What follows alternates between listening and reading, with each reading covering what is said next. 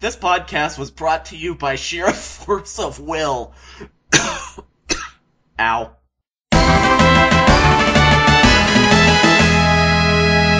Hello, and welcome to Monkey Broadcast, a monthly review and discussion show with me, the Jonin Monkey. And me, Sven the bronchitis test tube. Yeah, this month has not been kind to us. I mean, it doesn't help that this month and the last have been insanely busy for me, and poor Sven, well, yeah, he wasn't kidding when he said it was bronchitis. It sucks, guys. Don't expect too much incense shouting from me this episode, or, much talking at all. Yeah, so we're trying our best to carry on regardless. The show must go on, as they say. So, with that, I won't waste too much time with the intro. Instead, let's get into our first section, which is Q&A! This is the section where we answer questions from the audience. If you'd like us to answer your questions, either leave them in the comments or send them to me via Twitter with the hashtag MBQuestion. Our first question comes from Roy. What is the most relaxing game/moment in a game you've ever experienced? This is an interesting one. I admit I may have to do some thinking on it. If I had to think of one off the top of my head, I think it would probably be... Well, there are certain towns I feel relaxing when walking around, like, I forget its name off the top of my head, but that town in Pokemon Black and White, which is on a bridge. Oh, yeah, I know exactly which one you mean. Oh, I love that song. Indeed. The funny thing is, it's just called Village Bridge. If it's not that, then I think, the most relaxing game overall would probably be Yoshi's Woolly World. I don't know what it is, it's just something about the... Well, it's partially the visual design because everything is, like, CGI wool, but it's also because of its soothing soundtrack. I mean, the overworld theme, I think it's just called Craft Islands, is a nice acoustic guitar tune that helps me relax, and it did actually get me through some stressful days. At least it did before Nintendo started removing the music off YouTube. As they do. Maybe it's been re-uploaded since then, but yeah, point is, that's the most relaxing one I can think of. Sven, any that come to mind on your side? Fishing in Zelda Ocarina of Time. I did more fishing in that game than I did adventuring. Yeah, I think it was more of an even balance for me, but I will admit there were some days where I just go in there and spend an hour just trying to fish a few things. That or take the guy's hat, one of the two. Admittedly, both were equally entertaining. Also, there were just several towns in Tales of Symphonia where I just liked existing there. I can't think of the names off the top of my head, but actually, more specifically, I loved the Houses of Salvation just for the music. Yes, I know the ones you mean. In fact, in memory serve, we used to, when we started this show way back in the day, I used to use the Tower of Salvation as the credits theme. I seem to recall that. Or at least the Silverrod themes. In fact, out of the themes in the two worlds, I think I may have unintentionally given away a spoiler for Tales of Symphonia, but sorry. But anyway, anyone who's played it knows. Yeah, I would definitely say Silverrod seems to have the most relaxing town themes in that regard, especially with the only town theme I can think of on the top of my head would be Loom. I think it's Loom, it's this small fishing town when you hear about Alfred for the first time. For the record, it was Isolde I was thinking of. Yeah, I know which one you're talking about, and that was one of the towns I had in mind, so that works out. It was a very nice, relaxing place, especially if you were playing that cat person minigame over and over again. Oh god, no kidding. Also, for some reason, this question has gone back to fishing.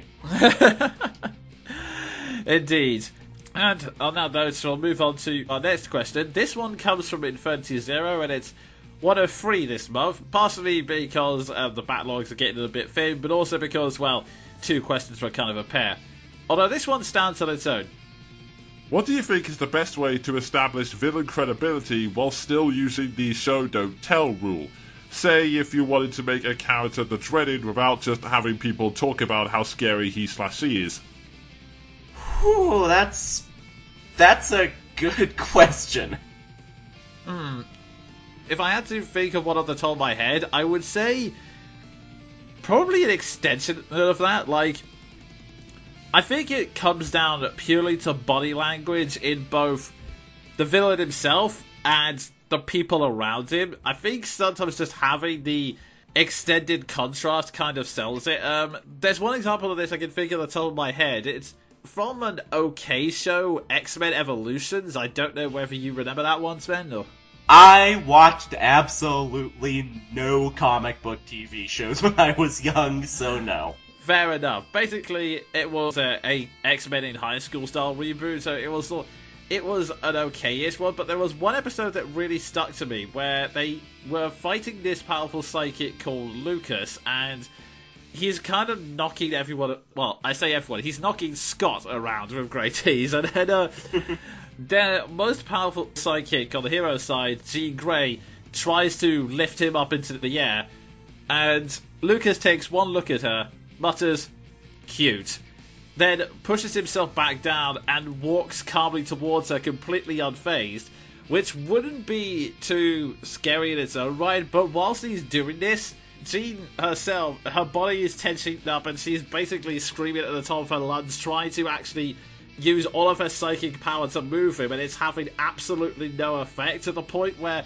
he can just calmly walk up and grab both of her wrists, even though she's trying to use everything she can to just even move him a little. So yeah, I think just having like the contrasting body language is one good way to set it up. I'm not 100% sure about any of the other methods to establish a villain. I guess it would just be, I don't know, like the minor visual details, like where they're living.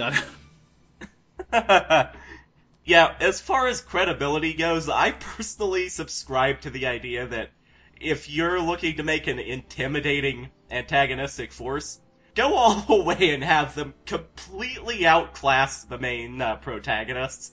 I'm thinking the Black Knight here from Fire Emblem Tellius. Yeah, that is true, actually. There was the whole thing where Ike tried to throw everything he has at the Black Knight and him just kind of nonchalantly dodging and smacking you on the head. Yeah, which happened twice. Once only 2 chapters before you actually fight the Black Knight. So basically, for me, it's a mixture of intimidating presence plus on-screen cred. That is true. In fact, actually, you do raise a good point. I think part of the Black Knight's intimidation is just, well, everything about his design, I think. Yeah, everything about him.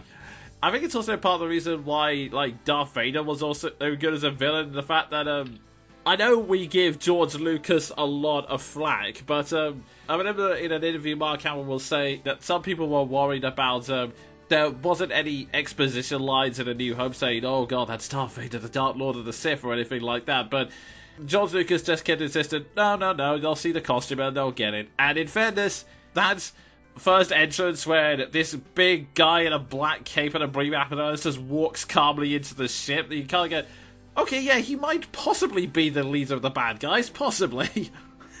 Yeah, I mean, for once Lucas's insistence on, really loosely cobbled together narrative actually worked. Yeah, so I think those are the 2 best ways. It's all going to come down to the visuals, be it body language or just the design and presence of the villain, I guess. Yeah, that's definitely the best answer I can come up with. Our next question from IZ reads, what would you say is the most anticlimactic fight you've ever seen that's not played for laughs? The tricky part is not coming up with examples, it's trying to come up with examples I haven't bored people with on this podcast before. Because the first one that springs to mind is basically most of the fights in the Magic Tournament arc of Fairy Tail. I know I've mentioned at least one of the fights in this. I know there have been like multiple failed recordings or me just explained it to Sven privately, so... Yeah. But that entire arc is just how not to do a tournament series. But for those of you who are just tuning in for the first time, let me give you the cliff notes. It's a tournament between several mage guilds, including the protagonists of Fairy Tail. How it initially starts off is they're faced with new guilds they've never seen before, Raventail and Sabretooth, who are utterly crushing them, and basically you show that your kind of small minnows in a big pond. But then after that, all of their victories come way too easily. Like, we've established that Raventail are these conniving bastards of a guild who absolutely hate Fairy Tail and will do anything they can to cheat. And one of the ways is using illusion magic to disguise the fact that all 5 of their team members are attacking Luxus at the same time, and Luxus just defeats all 5 of them with great ease and completely eliminated them from the tournament due to disqualification, as we were barely in the second round of the tournament. Yeah, I hear fights in Fairy Tail are a little sad. Yeah, and oh god, it gets worse. Then from that, it leads on to, Sabretooth has these 2 new Dragon Slayers who can tap into a new Super Saiyan-esque form called Dragon Force. No, seriously. And I hope that's unintentional. I can only hope. And then it's meant to be a 2-on-2 fight against Fairy Tail's own Dragon Slayers, and the main character Natsu kicks his partner away and defeats both of them without even using his full power. And then, on top of that, the final is when it really gets bad, because the idea is that it's a free-for-all where all the different members of the guilds are placed at different points of the city, and they have to roam through the city and fight whoever they come across. Unfortunately, every single fight Fairy Tail comes across is just solved like that. I have memory magic, which means I can melt any ice sculpture you can create. Oh really? Well, I can just summon infinite ice. Somehow. Oh, I have completely destroyed and annihilated you. Oh, don't worry, I can just summon armor that protects me from all magic and a sword which has infinite strength. What? Yeah, that was seriously a thing that happened, but my personal favourite part, whilst all this is going on, one of Sabretooth's members, Sting, has been sitting in a corner far away from everyone going, just a little bit more, and then I can put my plan into action.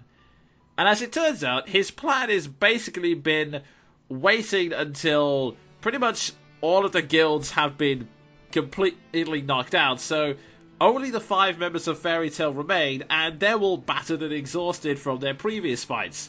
And then he descends upon them and goes, "Aha! This will be easy. I haven't fought a single match and I'm at my full strength, but you have all battered and weakened and exhausted. I can defeat Fairy Tail in a single stroke."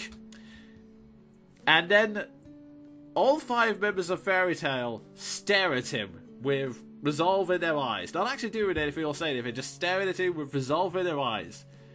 And then Sting, who has been established as one of the most powerful Dragon Slayers, who has been spending this entire arc foreshadowing that I'm about to do something big and impressive, looks into their eyes, starts to tear up, falls to his knees, and says, "I can't win." Are you shitting me? No. Are you shitting me? Nope. Apparently the friendship of Fairy Tail is so strong that they can force someone to give up without even trying. And that's how they won the tournament. Wow. I've watched children's cartoons that were more, I guess, reasonable than that. Yeah, so yeah, I could mention on the other shows, but really nothing ever compares to that. Well, I beg to differ.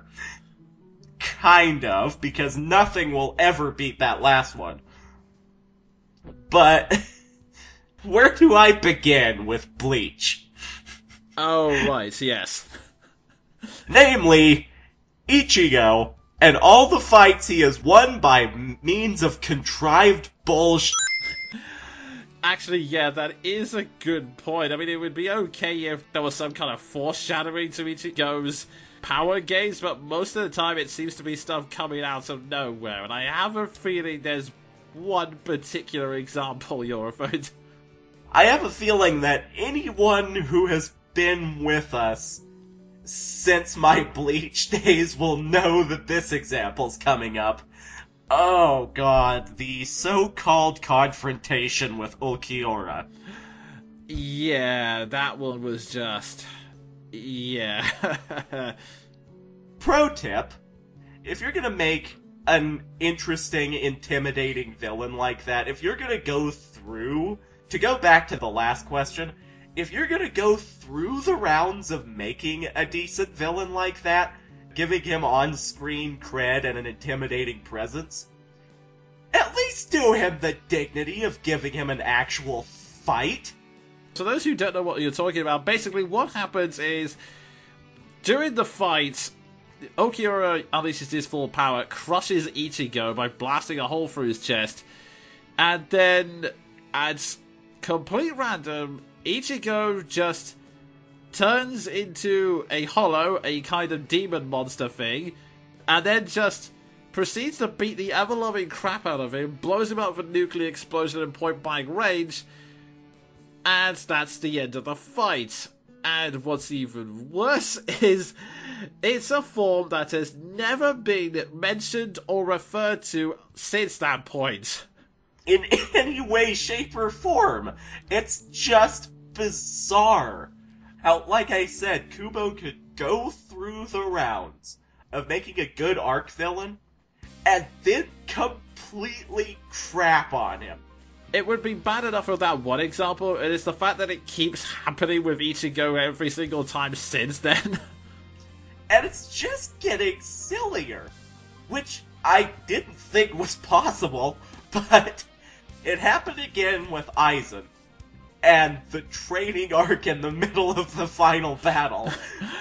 To quote my ruler of time, what's that you say? Isn't time of the essence? That's okay, this type of training literally stops time. Isn't that convenient?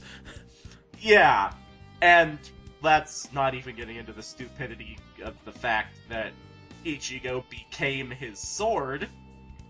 Yeah, that's just... my brain hurts. Then there was the Fullbringer arc, or as I like to call it, author-sanctioned filler arc. Basically, yes. And then there was the latest arc, where, for whatever reason, Kubo decided to give Ichigo Quincy powers, for reasons known only to the mind of Kubo. Yeah. As if he needed them. Yeah, and for those of you who don't know what Quincy powers are, to use video game terms, this is basically the equivalent of a berserker just suddenly out of nowhere saying, oh, by the way, I can use healing magic. And lightning magic, sure, why not? Yeah. It makes as much sense in context, to quote TV tropes, because, again, no foreshadowing at all. Yeah, it's just, he's always had these powers deep within him all along. It's amazing he didn't tap into them all the other times he was at Death's Door, but... Yeah. Basically, everything about Ichigo is a walking anticlimax. And I don't know if that tops Jonin's last example, but it's still stupid. Indeed. And before we move on, I will give a slightly milder example in the form of a video game boss that wasn't even a boss. Ephodel. That is a good point, actually, yes. But then again, Joffrey Jr. was such a joke, he had nothing else coming. Indeed, yes. That reminds me, I really need to finish off that final part. But anyway, then on to Izzy's next question, which is actually a partner to his last question, hence why I've given him 3 questions this month. What would you say is the most climactic fight you've ever seen? The answer comes to me immediately. I'm gonna come right out and name possibly my favorite boss fight in any video game. Remiel from Tales of Symphonia. Ah, yes. I mean, just the build-up to that fight. The entire game we've seen Remiel chipping away at Colette's humanity, piece by painful piece. And then at the last moment, he turns on you. And I don't know if I could speak for anyone else, but just the sense of righteous anger going into that boss fight, and then the music. That amazing soundtrack going into the battle against Remiel, it just made it. have no further need of you. Begone! Indeed. I keep forgetting that fight because there is also another great fight against a certain character, which I won't spoil, but it's the one where the end of Fort plays. But Of course.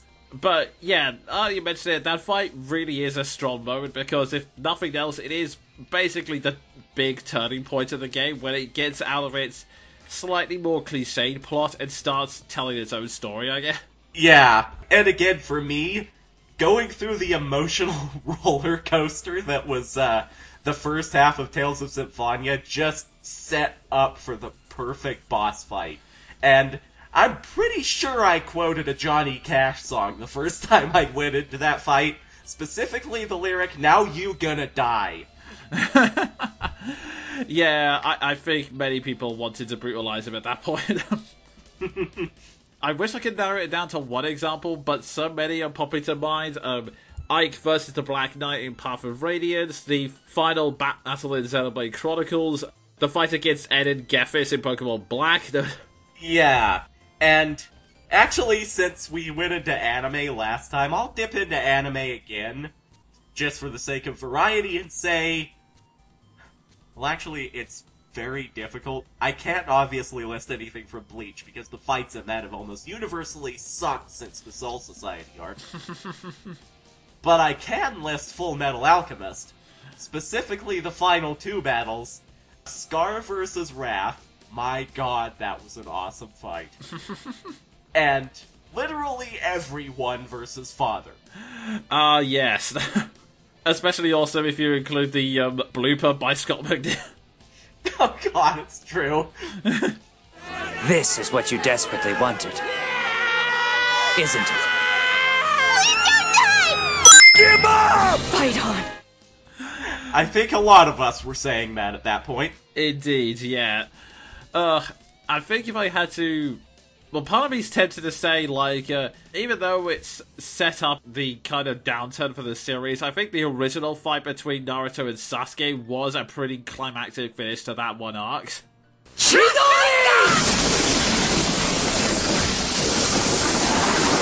It's true.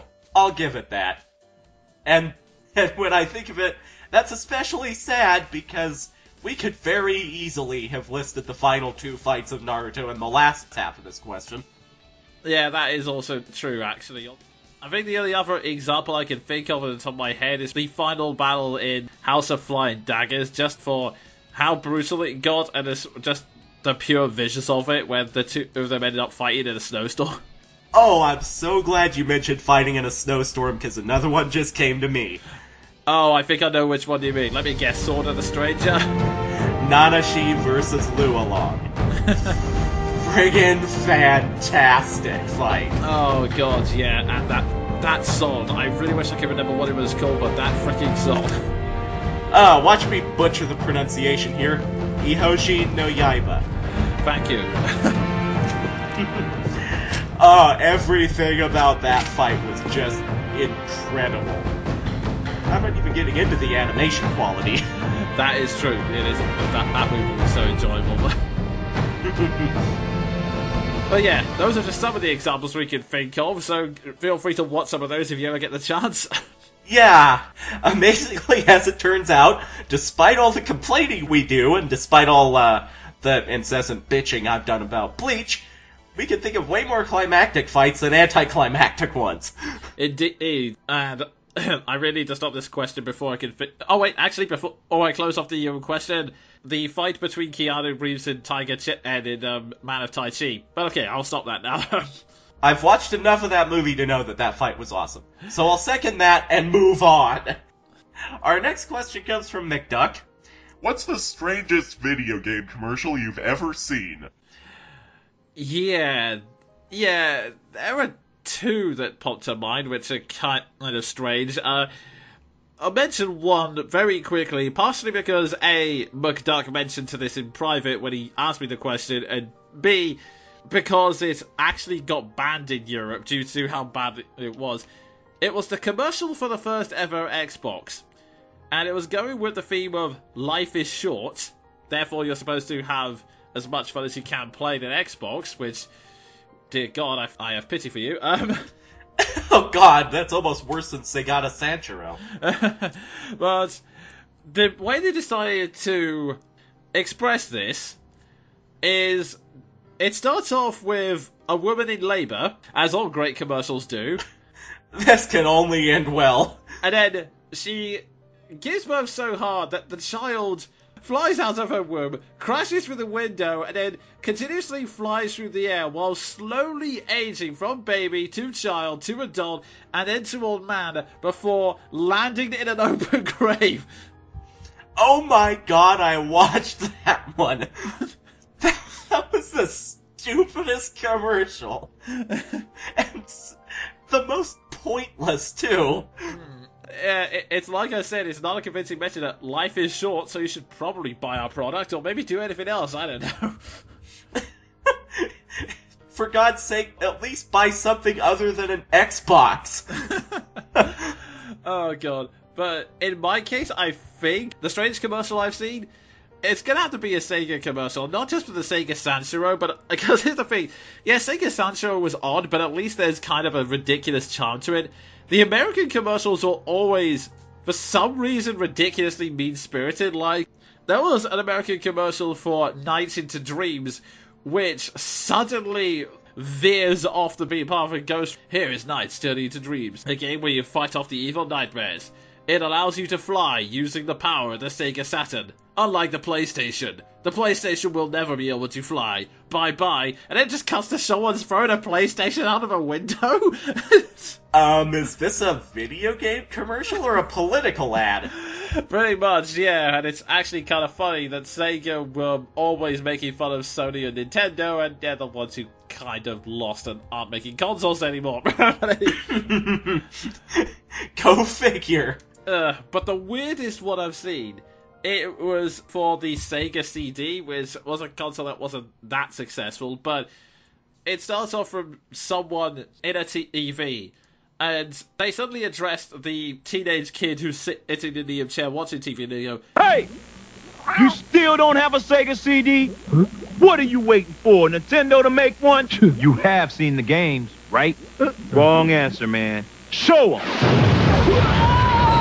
And then he starts showing footage of Sega's ED games, which is apparently so awesome that the TV starts radiating energy and pushes the kid back. His face ends up contorting like he's going through like 100 miles an hour, and it just goes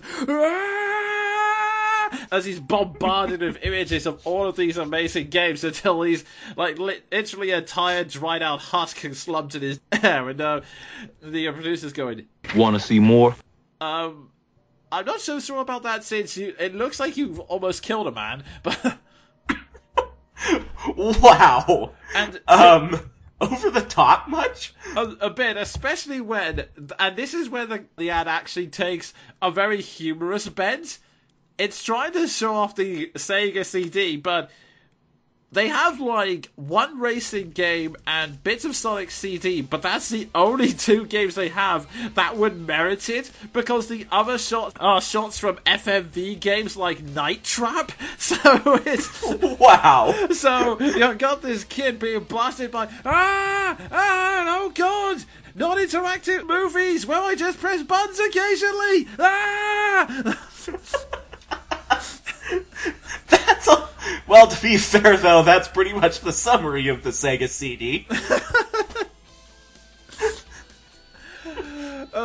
My god, no wonder they needed Segata Sanchiro to save them. Unfortunately, he wasn't able to extend his power to America.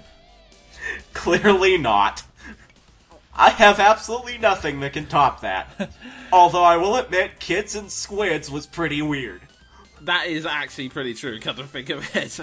Kids and Squids, or as I like to call it for that repeated, splat-ta-ta-ta-ta-ta-ta chant, I like to call it Splats of the North Star. Rated everyone 10 and up. Oh, jeez. And our final question, as always, comes from Toon Junkie, and he says, "I'm looking for heroes to join me on an adventure. Care to join? I promise it won't be like last time." You tempt me. Also, what last time? I don't think I was there.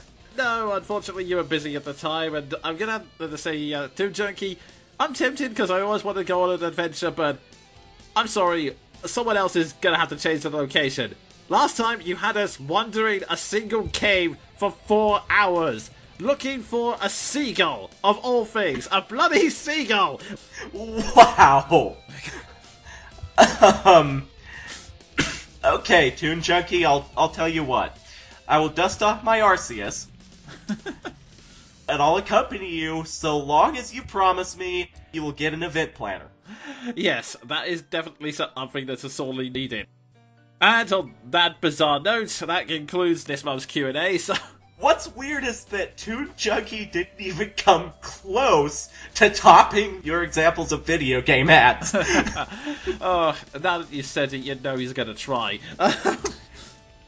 I look forward to it, like the masochist that I am. Ow, my body's punishing me for that promise. I was gonna say, speaking of which, as always, thank you for sending those questions. Feel free to keep them coming. We can always do some more. And we'll now go into our next section, which is... Reviews!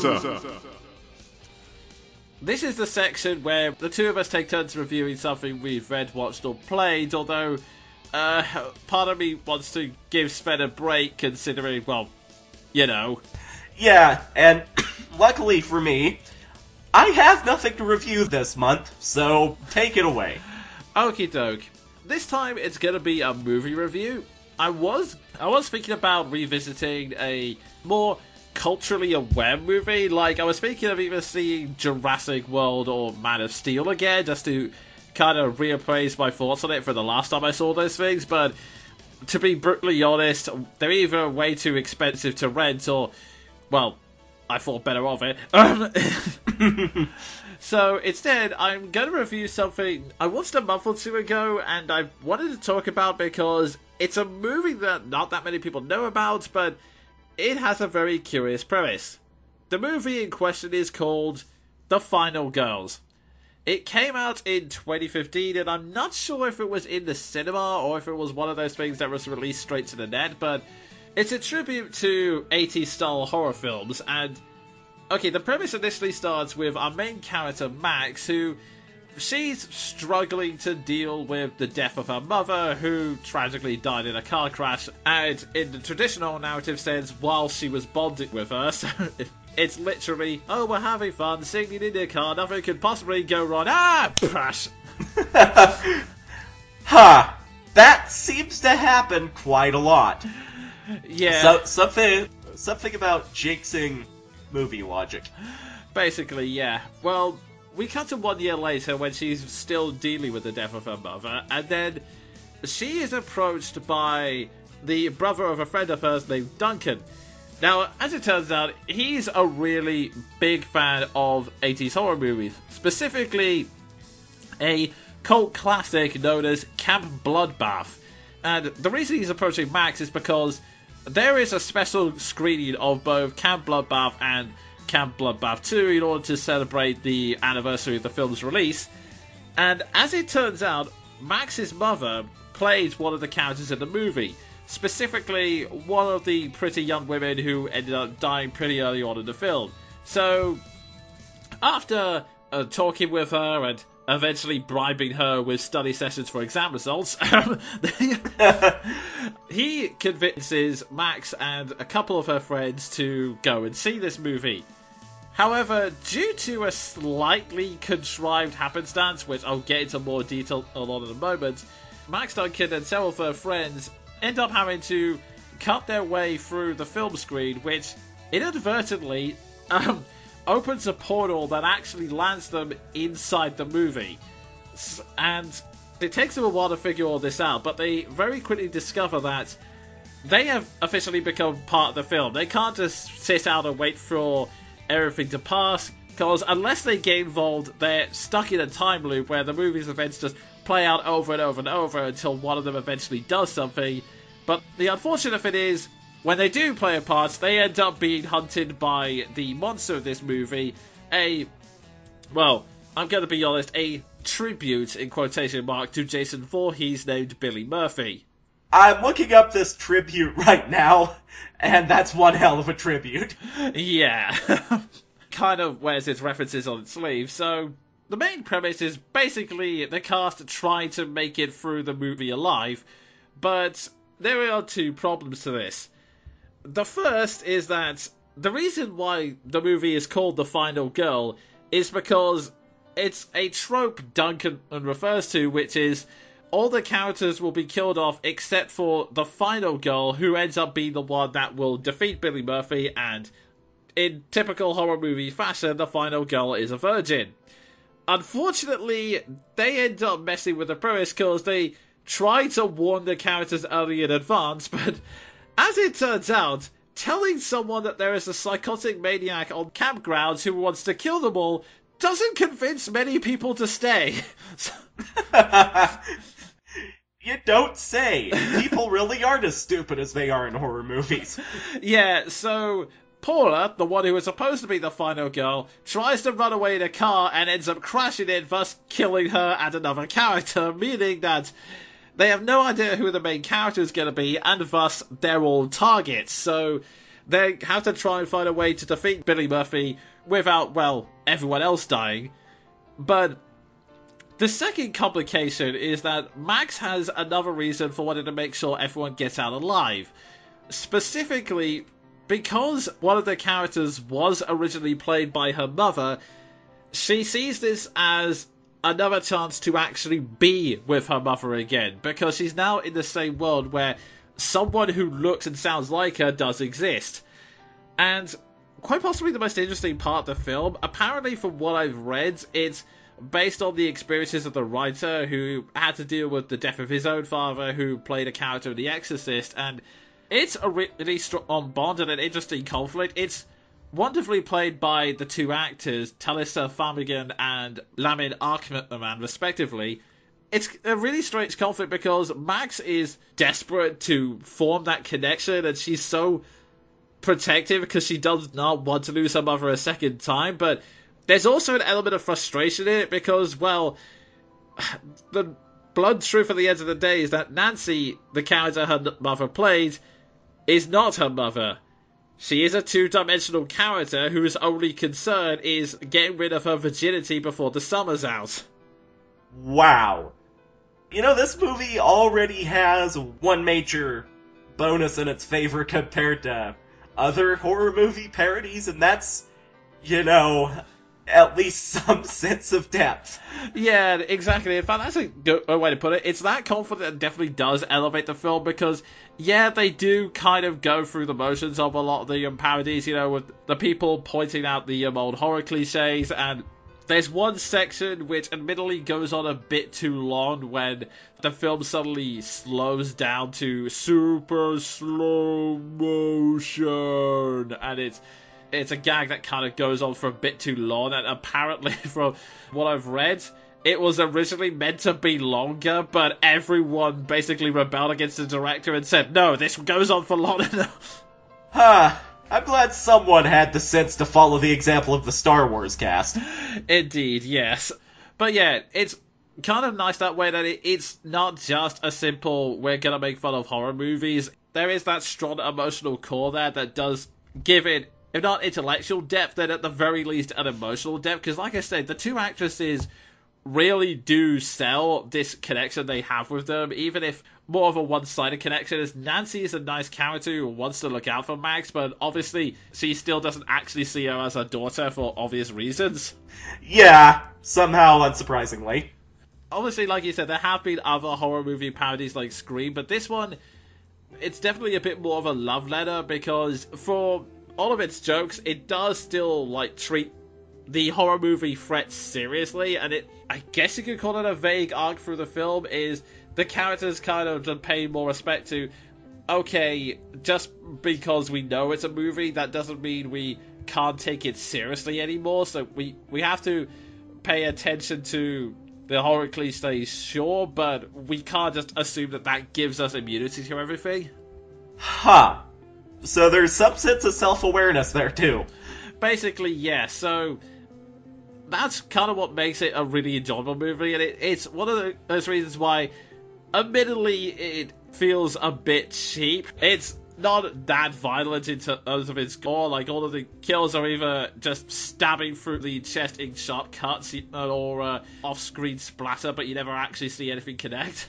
And restraint! I'm liking this movie already. Yeah, none of the visual effects are very high, but it still manages to do well with what little it has. You wouldn't think transitioning to a flashback could be made that scary, but they arranged it so that it actually appears to be quite terrifying the first time you see it, because it's basically all of reality shuddering whilst everything slowly grays out and drips away, and everyone's like, what the hell is going on? And again, given that some of the roles are literally two-dimensional characters, a lot of the supporting cast do completely throw themselves into it and make them pretty memorable in their own way, and special credit has to go to Adam Devine, or Adam Devine, something like that. He plays the character of Kurt, who he is written to be the horny jock who dies within the first 2 minutes of the movie. Oh god. And all credit to the actor, because he completely throws himself into it and somehow manages to make that character somewhat likable, which is amazing considering that one of the first lines he has, there's this one person from the account walking by and saying, "Does anyone want to help me pick some strawberries?" And Kurt walks past going, "I don't know about strawberries, but I can help you with those melons." I'm talking about her boobs. I didn't know they cast Jonin Ape. Also, I'm almost disappointed they didn't make a joke about popping cherries. They do. Oh, God. Well, one of the moments which was an intentionally bad line that people laugh at during the initial screening is that in the scene where he and Nancy were initially supposed to die, and she points out that he has a tattoo of a cherry on his shoulder, and he says, "Kid you not, what can I say? I'm a cherry thief." Jesus. In this context, though, it's actually funny. Yeah, that's what I mean. Because it's a parody, because, like I said, the actor, he throws himself into it and he performs it in such a way that, yeah, it's a character that's actually pretty disgusting, but he plays it that the character is basically just so dumb and frankly a complete and utter loser. It just ends up somehow circling back around to being lovable again. So. Oh my god, he reminds me of Cronus from Homestuck. Except I'm actually enjoying the character. What I'm saying is that there are a lot of good qualities to this film that, even with the minor budget, it does overcome and make it a film that does have some emotional depth and a lot of charm to it, which is why I can definitely recommend it as a positive overall. But there's always a but. Once I said most of the stuff like the cheapness could be forgiven, there are two elements I feel do detract from the movie. The first, now, okay, I'm perfectly willing to forgive minor nitpicks. Like I mentioned in the Star Wars thing, I'm not too fussed about that kind of thing as long as it pays attention to the main story. Like, I'm not going to nitpick over, example, for the fact that the film is really inconsistent with the laws of the film world. Why exactly the world will just go around in an endless loop unless they do something. How the whole final girl system works. If the movie's played on a uniform schedule, how can they interfere and change it? It's a bit weird, but I'm willing to just go with it because, hey, the rest of the film is entertaining. But the initial way they get into the movie is one of the most contrived scenes I've seen for a while, and it's the level of contrivance that makes me go from, I can live with it, to, wait a minute, this is taking the piss. Well, I mean, to be fair, it is, but... Yeah. I will admit, I don't know how cinemas or movie theatres or whatever you call them work in America, so I may have to ask some questions. Okay, are you allowed to smoke or drink in a cinema in America? In ours, that would get you put on your ass. Okay, I thought as much too. Generally, is the floor completely flat, or is it more tiered seating, like going up in a slope away from the screen? Sloping. Okay then. Right, so, the special theatre is, for some reason, completely flat and with very cheap-looking chairs, and they're all watching it, and somehow someone in the movie has a bowl of vodka. And they're laughing so hard they accidentally knock it over, and because the floor is surprisingly flat, it rolls all the way to the back of the theatre. There is another guy who is smoking, and he drops a cigarette butt onto the floor, which ignites the vodka, flies all the way to the curtains at the back of the cinema, which catch fire, and leave it over to the one element which I was thinking about asking you, but then I thought better of it because no one acts like this. The curtains are right in front of the emergency exit, as in the only way out of the cinema, and they're on fire. So everyone is... That's not parody, okay? That is Final Destination. Yeah. So everyone is trapped in this movie theatre with the one exit blocked by flames in what is frankly one of the most contrived things I've ever seen. In their desperation to try and get out, Max, who has the moment of courage, turns to Duncan and goes, "Hey, Duncan, is there another exit behind the screen?" And Duncan goes, yeah, I think so. And Max goes, "Okay," and then picks up a machete and cuts literally through the silver screen to try and get to it, which opens up a portal. Now, forgetting the whole movie magic first, because, again, unexplained, but whatever, I'm willing to go with it. Why would you put an emergency exit behind the cinema screen? As in the one thing you don't want damaged at any point? It's one of the most contrived things I've seen for a while. I mean, okay, I would have just accepted magic ticket or the power of dreams or something and getting in there. It's just one of the most baffling things in the film, but it does lead to the second problem, and this is something that comes up in parodies a lot, which is that, well, as someone once put it, there's a difference between satire and replication, because here's the thing, it's more than happy to make fun of some of the failings in horror movies, even if it is just more of a tongue-in-cheek, like, light-hearted, joking kind of way. But it's still more than happy to repeat it. Like, we've already got the contrivance of that cinema scene. And then, just before it, the moment when I knew, okay, we're kind of in the long haul now, we're at the cinema, and the characters are all just slowly introducing each other in their kind of awkward way, and I'm just thinking, okay, so we have the main character, we have our frumpy best friend, we have the nerdy guy, and currently the main character is interacting with this nice but quiet male lead who looks kind of handsome, and so is that the male love interest? I mean, maybe they'll be more developed, and then, wait, who's this? Oh god, it's the mean bitchy ex-girlfriend. We've got the entire horror movie card here. Oh god. Going a little too far there. Yeah, it kind of resorts to a bit too many archetypes, especially since it's not just me inferring. The bitchy ex-girlfriend later on, there's a moment where she starts saying her goodbyes to people whilst they're preparing for the assault of Billy Murphy, and Max says, "What are you talking about? You're not gonna die." The character's name, Vicky, she just goes, "I'm the mean girl in a horror movie. My time is pretty much up." Well, at least they admit it. Yeah, it's still a little bit cliched, and oh god, there's also one other example which really irritates me because it's one of the few times the movie gets a little bit mean-spirited, and there was literally no reason for it, because, okay, one of the things this movie likes to harp on is how completely sexist and dumb the initial characterization of 80s horror movies was. Like, it makes a joke about how every single woman in the horror movie only ever wants sex. The way Duncan describes it is, everyone who has sex in this movie dies. It's awesome. Wow. So, you have all of these women who are basically just big-breasted, walking around, more than happy to show them off. And in fact, one of the ways they buy time to stop Billy Murphy coming out before they prepare for it is basically to grab one of the few remaining female characters of the movie, tie her up and put as many layers on her as they can to stop her getting... Wow. Wow. So, they're more than willing to make fun of that aspect, but then there's one scene where okay, the best way I can describe this is they're having a conversation about who the new final girl could possibly be. And they mention it's probably Max, since she's the only virgin out the group. And then she goes, well, hang on, wait a minute, Gertie, you haven't had sex either, right? It could be you as well.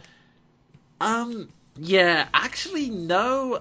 Last summer I was hanging out with this guy. His name was Gary, the one with the little mustache. We had a little fling, we got together, and one thing led to another, and I kind of lost my virginity that day. And Vicky suddenly turns around and goes, isn't he autistic? Well, yeah, but he's kind of romantic, okay? Why, movie? You were doing good. Yeah, exactly. I mean, it's ridiculously offensive and completely undermines the point of, oh yeah, we're completely above sexism, but we don't mind making fun of disabled people. And what's even dumber is that, like I said, it was not needed. Guthrie didn't need a reason to hide this. She didn't have to tell anyone who she's had sex with or not, because until this moment it's no one's fucking business. Yeah, among other reasons. There didn't need to be a contrived plot excuse that way.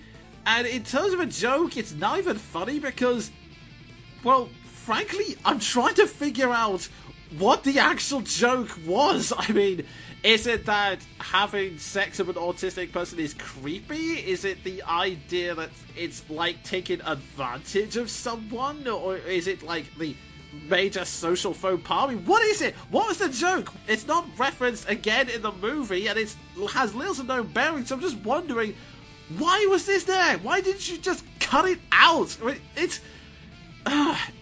I know some people will think I'm overreacting to this because it's just one line, but here's the thing, you can't just throw this in as like a throwaway gag, especially when it's basically making fun of people who, by the way, are high functioning and are actually perfectly capable of having consensual relationships. It's not the implication that it's creepy. It just really does a disservice to everything else in the film, which, yeah, like Sven said, you were doing so well until that point. I can feel the disappointment within me. That's just pointless. Yeah, and what's even worse is that, again, looking through some trivia afterwards, apparently it was even more mean-spirited, but the actress just ended up writing her own lines of dialogue to try and mitigate that. Well, I guess at least I could give props to Alia Shawkat. That's the only salvaging of that joke. Yeah, that's pretty much the only way to salvage it, but that's why I can recommend it as a good movie, but not particularly great, because the acting is good, I love the concept, and I love what it's trying to do, but it still has its stumbling points where it either ends up falling back on the horror tropes it's making fun of, or it doesn't quite know what to do with itself.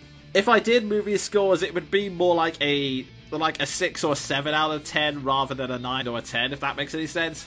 I get you. It's good, but not great. But yeah, if you're looking for a horror film or even any kind of parody that has a little more depth and a little more heart than what you're used to, I can still recommend it. It was an interesting experiment, if nothing else, and I would like to see what the creativity behind this movie does in the future. Just seriously, don't make jokes about autistic people again. Just don't. It's not like they're already one of the easiest targets on the planet. So, yeah, long story short, final girl, good, not great, and that leads us into our final section, which is... Quickfire Reviews! This is a section where we review everything else we've read, watched, or played, but within a maximum time limit of 60 seconds.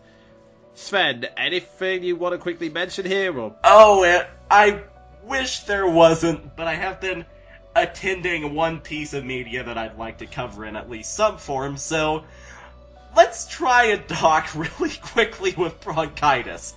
Okay, fair enough. Gather your voice, because your time starts now. Star Wars The Force Awakens, the audiobook edition, as read by Mark Guts DeRayson. All I can really say to explain my love of this audiobook is the fact that, well, it's narrated by Guts, doing astonishingly accurate impersonations of the Star Wars cast. It is just really entertaining. Also, yes, I'm still on the Force Awakens train. Thanks for asking. fair enough, it was a good movie. I need to watch that again at some point. I already have. And then I read the novel, then I listened to the audiobook. Okay, I'm very far behind in that sense. To be fair, I'm a hopeless fanboy.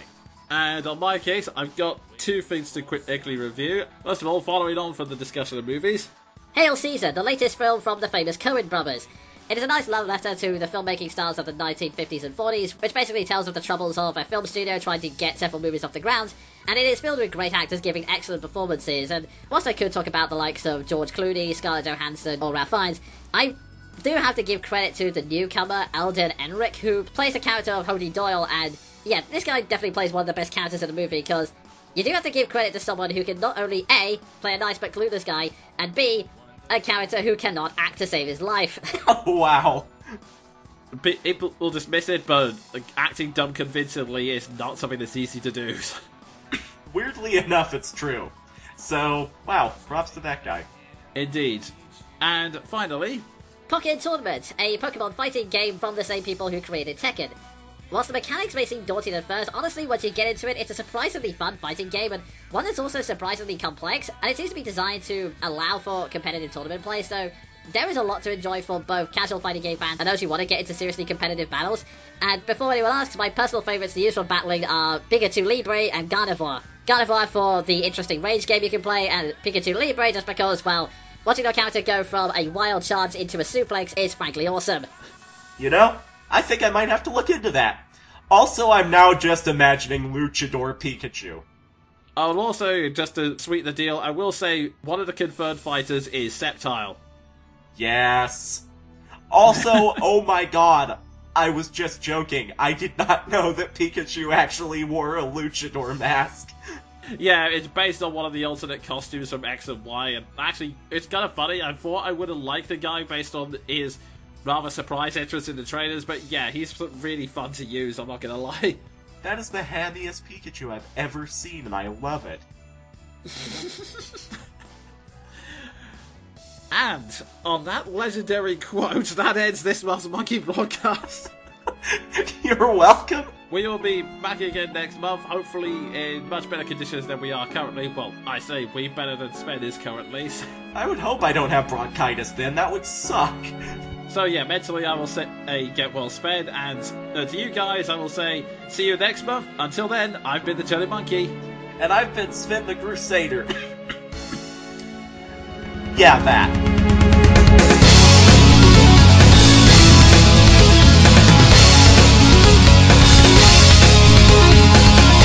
That was Monkey Broadcast, a monthly review and discussion show hosted by the Jonin Monkey and Sven the Crusader.